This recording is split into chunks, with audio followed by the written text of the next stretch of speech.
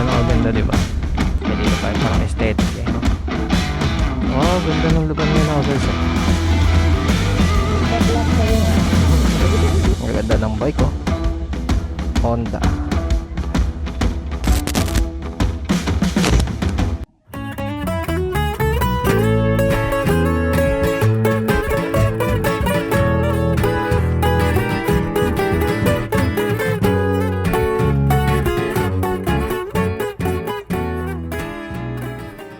What is up guys? So ito na yung part 2 natin. Dito pa rin tayo sa Tagaytay. Actually pauwi na tayo. Right now is meron tayong 96.8 kilometers nung papunta tayo. Halos 2 bars din yung na-consume natin. Hirap kasi nung papunta. Grabe ang ulan.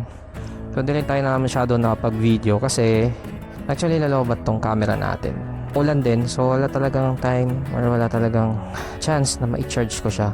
So yun, ayoko rin i-risk. Pero ngayon is pauwi na tayo. Nilinis din natin mabilisan yung motor kanina kasi grabe sobrang putik din. Iba na ng ulan-ulan, dami buhangin. So ngayon pogi na siya ulit. Labas lang natin yung ating motor ay pauwi na.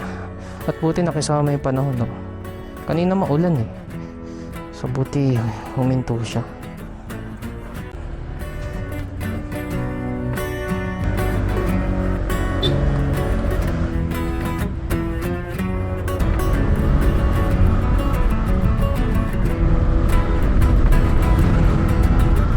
Pauwi na tayo ng Caloocan. Galing pala tayo dito ng Silang. Ay kahit tanghali dito malamig eh. Oo, ganda dito. Tingnan nyo naman gano'ng ganda, diba? Dire-diretso lang yung kalsada tapos puno-puno. Probinsya vibes talaga dito. Ito naman is ibang bypass. Ano to eh, papunta ng Amadeo no?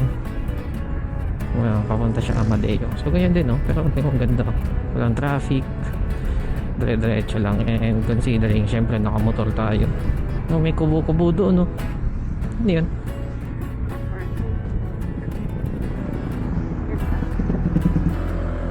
Kaya may nakita tayong coffee shop. Punta natin. Ganda oh. Kaya dito tayo parang aesthetic eh oh. Dito ba? Ayan, dito tayo mag-park.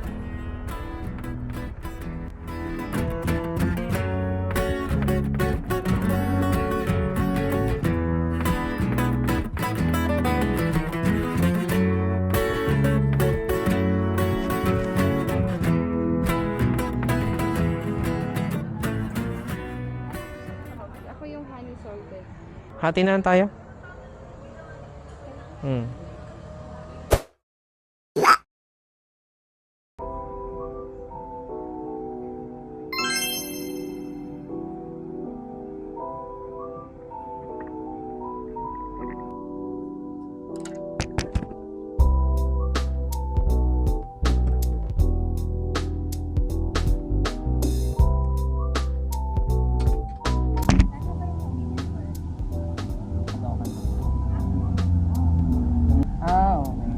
Baka Caloocan pa. Sa Pufferville naman po yung sa amin. North. Opo.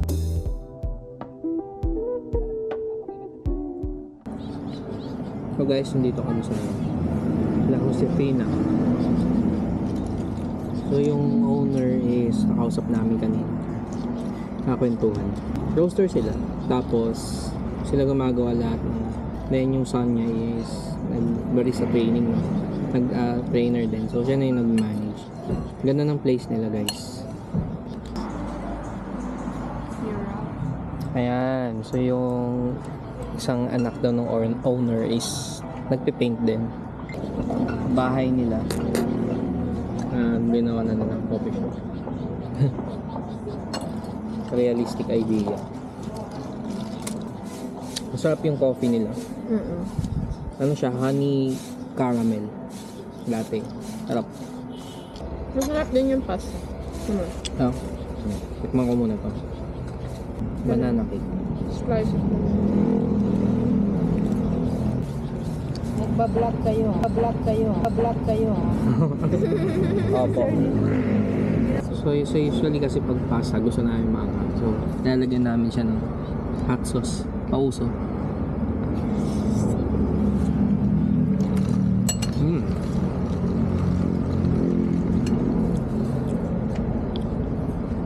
Sarap.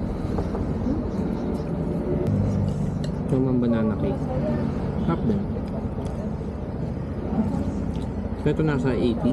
Ito is 300. Tapos na. Pero sulit siya. Sarap. Madami yung service. So guys, uwi na kami. Tagal namin nakakwentuhan yung owner eh. Dami namin napag-usapan. Pero ang ganda ng cafe nila guys oh. Yes. Selfie nga tayo. Okay na. Let's go na. Let's go. Sana hindi umuulan.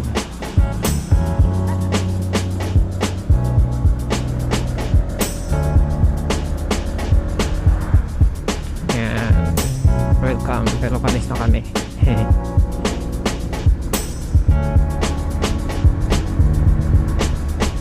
So ngayon guys is 3 bar na yung bawas sa atin. Ayan. Usually pag 3 bars nakauwi na kami. Pero ang dami kasi naming hinto. So isa yun sa napapansin ko din sa PCX natin. The more na marami kang hinto, the more na malakas siya sa gas. Pero pag dire-diretso yung biyahe mo tapos medyo malayuan, okay lang siya. So binabaybay naman natin ngayon is yung Amadeo. Ito isang mahabang street talaga to. So magandang tumaan pa uwi pag nakamotor ka. May iwasan mo yung traffic. Unlike kapag doon ka dadaan sa may ano, from Rotonda ng Tagaytay pababa. Daanan mo lahat ng stoplight doon eh, no?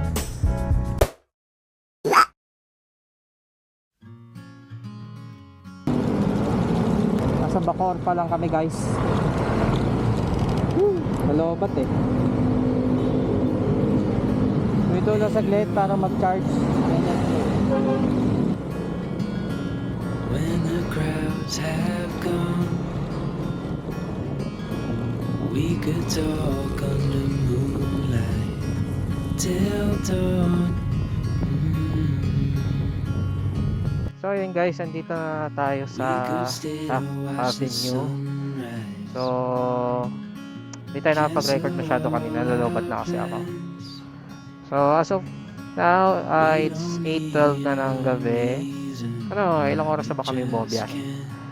So magpa 5 PM. Yan, tapos tumambay pa kami sa coffee shop. So ngayon nasa Taft Avenue na kami. Tapos ang gasolina natin is 4 bars na ang nabawas. Ayan. Wala naman masyadong traffic sa dinaanan natin. Ngayon is babaybay naman na natin itong Manila. So nasa Taft tayo. Ang way natin is papuntang Moraita, Quezon City Circle. Tapos uuwi na tayo ng Caloocan. Mamaya update ko kayo ulit. Mag-stop over lang kami. Kasi medyo nauuhaw na ako. So yun. So ito ang ride companion namin. Freedcon KY Pro. So para nakakapag-usap kami sa biyahe. And Iwas Antok. Ayan, so pares yan. Dalawa, KY Pro. So last stopover. Last stopover namin dito sa Dunkin. Naulan kasi. Biglang umulan. Parang nakapagod doon. Pagod mag-drive. Last stopover na namin. Tapos select uwi na. Let's go.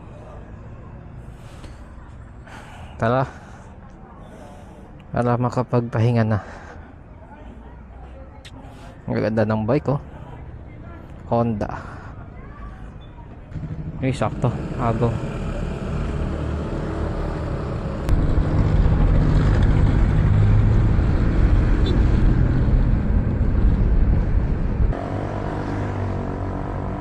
So, dito na tayo sa Shell. Papagasa tayo ulit. Full tank po. Regular. Fuel save. Apa, full tank. Wait lang po.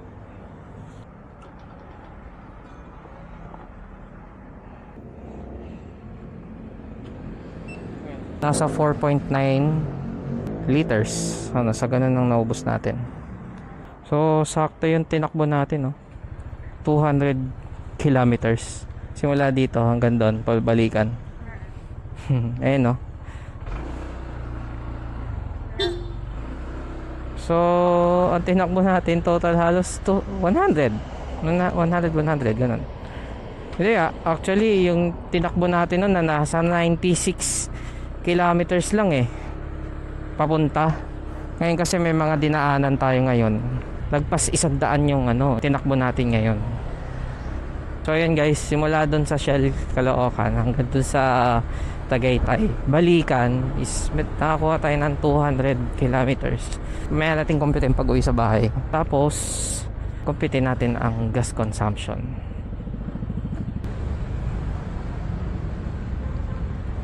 Uy, gumanda na yung kalsada oh.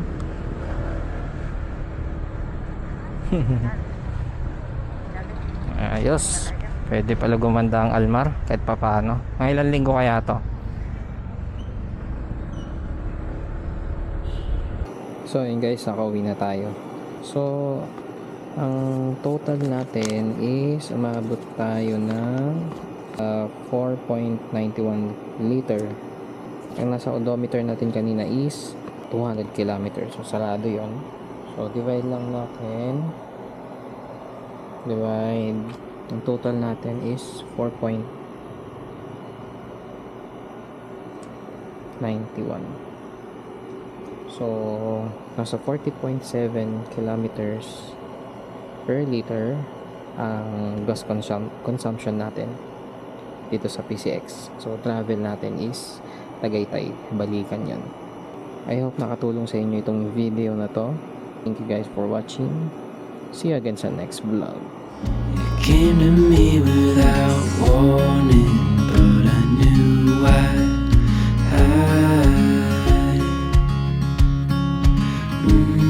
I wish I could stop time.